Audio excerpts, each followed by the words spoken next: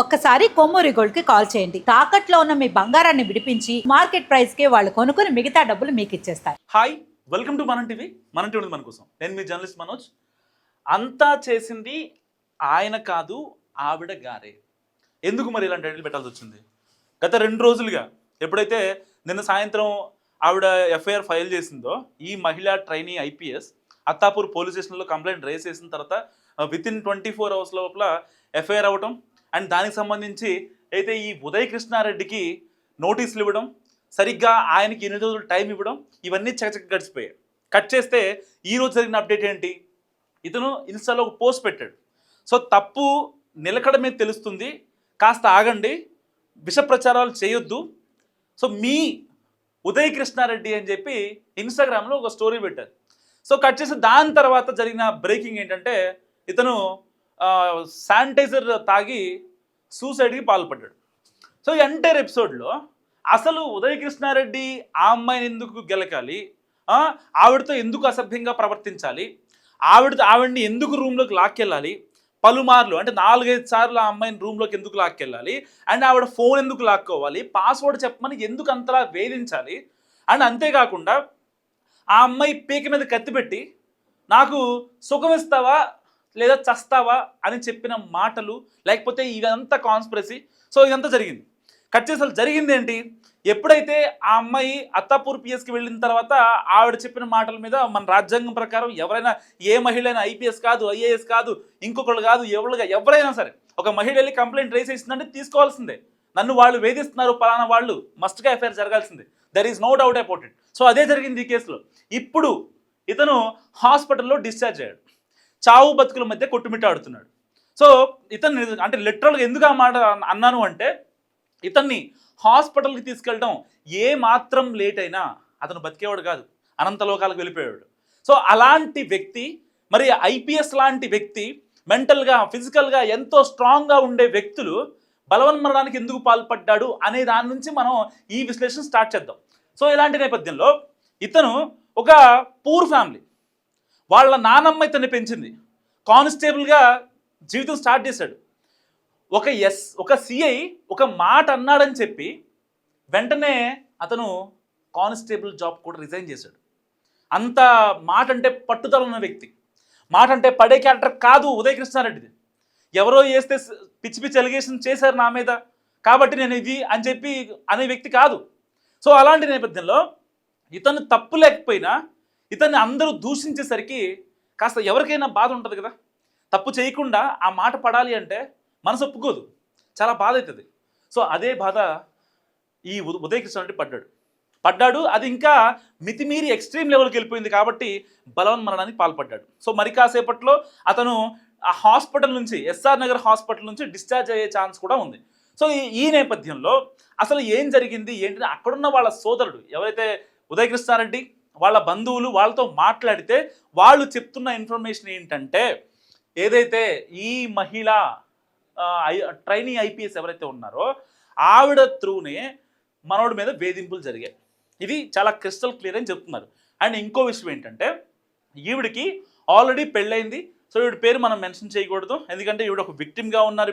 ఇప్పటి వరకు విక్టిమ్, గుర్తుపెట్టుకోండి, ఇప్పటి వరకు విక్టిమ్గా ఉన్నారు. అంటిల్ అన్లెస్ కేసు తేలి న్యాయస్థానాలు కేసులు అన్నీ ప్రూవ్ అయ్యేంత వరకు ఎవరు దోషిలో, ఎవరు బాధితులో, ఎవరు నిందితులో మొత్తం బయటకు వస్తుంది, అది వేరే విషయం. కానీ ఇప్పటికి ఆన్ ది స్పాట్ ఉన్నటువంటి ఒక ఇన్ఫర్మేషన్ ఏంటంటే, ఈవిడే ఇతన్ని వేధించింది అండ్ ఈవిడికి పెళ్ళయింది. వీళ్ళ భర్త తమిళనాడులో ఒక ఐఏఎస్ ఆఫీసర్, గుర్తుపెట్టుకోండి.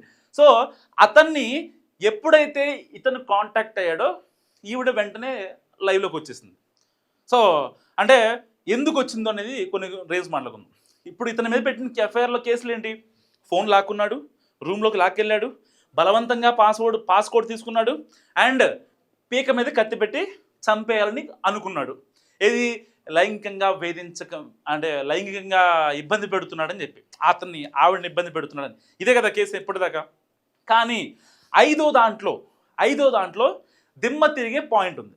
ఏంటంటే, అంటే వీళ్ళ బంధువులు చెప్తున్నది అనమాట. సో ఈ అమ్మాయి ఎప్పుడైతే జూలై 9న ఇతను మాట్లాడుతూ రూమ్లో లాక్కెళ్ళాడో, ఆ ఇష్యూ దేనికంటే, వీళ్ళు ఆల్రెడీ ఒక పరిచయం ఉంది, అది కాస్త ప్రేమగా మారిందా ఇంకేమన్నా మారిందా అనేది వీళ్ళు ఇతను చూపించే సాలిడ్ ఎవిడెన్సెస్ కావచ్చు అండ్ ఈవిడ చూపించిన సాలిడ్ ఎవిడెన్స్ కావచ్చు, ఇవన్నీ చూసిన తర్వాత నిజ నిర్ధారణ కమిటీ తేల్చుతాయి, అంతే కదా.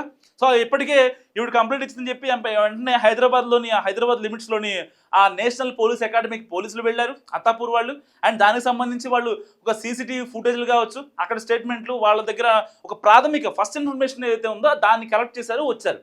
సో కానీ ఎన్పిఏ మాత్రం ఇతన్ని ఏదైతే ప్రివిలేజ్ కమిటీ ఉంటుందో ఇతన్ని సస్పెండ్ చేయలేదు.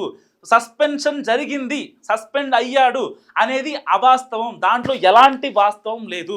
And point number coming to point number 5, ఆ 5 ఏంటంటే ఎప్పుడైతే ఇతను ఆ మహిళా ట్రైనీ ఐపీఎస్ని రూమ్లోకి లాక్కెళ్ళి ఒక వీడియో కోసం బలవంత పెట్టాడు అని చెప్పి మనం మార్నింగ్ నుంచి న్యూస్ చూస్తున్నాం.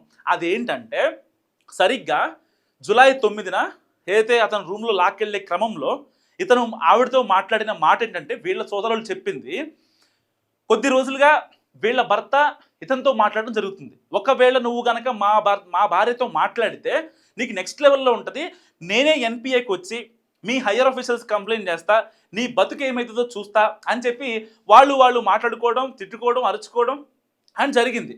సో అసలు ఈ ఉదయ్ కృష్ణారెడ్డి వర్షన్ ఏంటి, నేను కాదు కదా వేధించేది, నేనైతే బాగానే ఉండు, నేను కాదు కదా వేధించింది, నేను వేధించినప్పుడు నేను ఎందుకు ఈ బాధ అనుభవించాలి, మెసేజ్ చేస్తుంది ఆవిడ, ఫోన్లు చేస్తుంది ఆవిడ, బయటికి వెళ్దామని చెప్పేది ఆవిడ, ఇవన్నీ ఆవిడ చేసుకుంటూ నా మీద ఎలా తోస్తారు అనేది ఉదయ్ కృష్ణారెడ్డి వర్షన్. సో దానికోసమే అతను తీసుకోలేకపోయాడు. మరి అంటే కొన్ని తీసుకుంటారు ఐపీఎస్లు కానీ ఐఏఎస్లు కానీ, కొంచెం అంటే మెంటల్గా ఫిజికల్గా స్ట్రాంగ్గా ఉంటారు, అంత గమ్మున వెంటనే సూసైడ్ చేసుకోవాలని పిచ్చి పిచ్చి ఆలోచనకు వెళ్ళరు. ఎందుకంటే వాళ్ళ ట్రైనింగ్లో ఉన్న అవన్నీ నేర్పుతారు అనమాట. ఎవరు తప్పు చెప్తున్నారు, ఎవరు అబద్ధం ఆడుతున్నారు, ఎవరు కావాలని కాన్స్పిరసీతో మాట్లాడుతున్నారు, ఇలాంటివి కొంచెం అంటే ఆ పోలీస్ ట్రైనింగ్లో వాళ్ళకి అవి అబ్బుతాయి, అవి వాళ్ళు నేర్చుకుంటారు. అవి నేర్చుకున్న తర్వాతే బయటకు వస్తారనమాట పబ్లిక్ సర్వీస్లోకి. సో ఇలాంటి నేపథ్యంలో ఏం జరిగింది, ఎప్పుడైతే ఆ అమ్మాయిని ఒక వీడియో తీశాడు అనమాట. ఏమని, జూలై 9న ఒక వీడియో, నేను వేధిస్తున్నానా, నువ్వు నన్ను వేధిస్తున్నావా అని అడుగుతూ ఒక వీడియో తీసే క్రమంలో ఆ అమ్మాయి ఇది శృతిమించిపోతుందని చెప్పి, ఎందుకంటే ఒకవేళ ఆ అమ్మాయి ఆ వీడియోలో నువ్వు నన్ను వేధించట్లేదు అని ఉదయ్ కృష్ణారెడ్డితో మాట్లాడితే అదే వీడియో ఉదయ్ కృష్ణారెడ్డి వీళ్ళ భర్తకు పెడతాడు కదా. సో అప్పుడు ఏం జరుగుతుంది, వాళ్ళిద్దరి మధ్య డిస్టర్బెన్స్ స్టార్ట్ అవుతాయి. సో అదే పాయింట్ని పట్టుకొని ఈవిడ ఆ వీడియోలో ఎలాంటి మాట కూడా మాట్లాడలేదు, అండ్ దానికోసం తన పర్సనల్ వీడియోస్ని పెడుతున్నాడు నా భర్తకి అని చెప్పి అత్తాపూర్ పిఎస్లో కంప్లైంట్ చేయడం జరిగింది. అండ్ దాని తర్వాత అయితే ఫోన్ లాక్కున్నాడంటే ఈవిడ మీద అనుమానం కాదు. సో ఈవిడ ఇంకెవరితోనే చాట్ చేస్తుందా, లాక్కోవడం మాత్రం వాస్తవం అని తేలుతుంది. ఇప్పుడు ఇతను కూడా మనకు అదే ఇతని దగ్గర ఏదైతే స్క్రీన్ షాట్స్ ఉన్నాయో, ఒక అండర్స్టాండింగ్లో ఒక రిలేషన్లో ఉన్నటువంటి ఇద్దరు, ఒక మేల్ ఒక ఫీమేల్ ఎవరైనా ఫోన్ ఎక్స్చేంజ్ అనేది సహజంగా ఉంటుంది. అంటే మన ఎదుట భాగస్వామి మనల్ని నమ్మాలి అంటే మన ఫోన్ని, అంటే ఒక మనిషే మనకు నచ్చినప్పుడు మనం ఆఫ్టర్ ఆల్ మన ఫోన్లో ఏముందని చెప్పడం పెద్ద మ్యాటర్ కాదు కదా. సో ఇద్దరు కూడా ఐపీఎస్లు, ఇద్దరు టెక్నికల్గా లాజికల్గా ఆలోచించే మైండ్ సెట్సే కాబట్టి ఇచ్చేసి ఉంటారు. దాన్ని లాక్కున్నాడు అని చిత్రీకరించడం ఏంటని చెప్పి ఇవాళ ఉదయ్ కృష్ణారెడ్డి వాళ్ళ సోదరుడు వాళ్ళ కుటుంబీకులు మాట్లాడుతున్నారు. అండ్ ఇతను అదే ఈయన గురించి పొద్దున్న నుంచి హీరో టు జీరో అయ్యాడు, జీరో టు హీరో అయ్యాడు అని చెప్పి ఇలా ఎస్కలేషన్స్, స్టాక్ మార్కెట్ లాగా అప్ అండ్ డౌన్స్ అని చెప్పి మాట్లాడుకుంటున్నారు. వాస్తవానికి ఇతను కొంచెం అంటే ఎట్లాంటి మనిషి అంటే బోళా మనిషి, అండ్ ఎవరికి హామ్ చేసేటువంటి వ్యక్తిత్వం కాదు. ఇతని ట్రాక్ అంతా కరెక్ట్గానే ఉంది, ఎక్కడ మాట పడలేదు, వేరే వాళ్ళతో తిట్టించుకోలేదు. అంటే కొంతమంది ఎథిక్స్ కోసం పనిచేస్తూ ఉంటారు.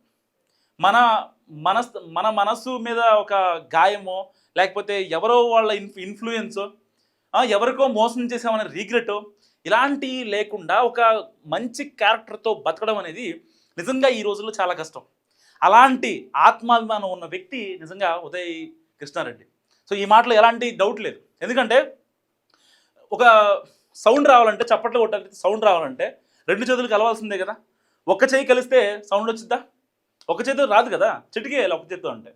సౌండ్ అయితే రాదు కదా చప్పట్లు కొట్టినట్టు. సో ఇదే లాజిక్తో మనం మాట్లాడుకుందాం. ఎందుకంటే ఇక్కడ ఈవిడ్ని నేను కంప్లీట్గా ఎక్యూజ్ అనట్లేదు, కంప్లీట్గా విక్టిమ్ అనట్లేదు, బట్ ఏదో జరిగింది అక్కడ మధ్యలో. సో దీనికి సంబంధించి వీళ్ళ కుటుంబీకులు, వీళ్ళ సోదరులు వాళ్ళు చెప్తున్న ప్రకారం మా దగ్గర ప్రూఫ్స్ ఉన్నాయి. న్యాయ సలహా కోసం మేము వెయిట్ చేస్తున్నాం. మరికొద్ది సేపట్లో ఏదైతే ఈ ఉదయ్ కృష్ణారెడ్డి హాస్పిటల్ నుంచి డిశ్చార్జ్ అయిన తర్వాత మేము మాట్లాడాల్సింది మాట్లాడతాం. ఎందుకంటే ఈవిడ గారు పెట్టిన కేసుకి ఏదైతే ఉందో దాదాపుగా 8 రోజులు టైం ఇచ్చింది అత్తాపూర్ పిఎస్ ఇతనికి. సో ఈ 8 రోజుల్లో అతని దగ్గర ఉన్న ప్రూఫ్స్ కావచ్చు, అతని దగ్గర ఉన్న వాట్సాప్ కాల్స్ కావచ్చు, లేకపోతే అంటే ఆ రికార్డింగ్స్ ఉంటాయి కదా, కొన్ని మెసేజ్ చేయలేక మనం వాయిస్లు పెడుతూ ఉంటాం, అవి కావచ్చు, అండ్ చాట్స్ కావచ్చు, అండ్ వాళ్ళ పిక్స్ కావచ్చు, అండ్ వీడియోస్ కావచ్చు. ఏ వీడియోస్ ఇతను ఇబ్బంది పెట్టేలాగా చేశాడు, నిజంగా ఆవిడ్ని ఇతనే ఇబ్బంది పెట్టాడా లేదా ఇతన్నే కనుక ఆవిడ ఇబ్బంది పెట్టిందా అనే విషయాలు ఇప్పుడు పోలీసులు తేల్చాల్సి ఉంది.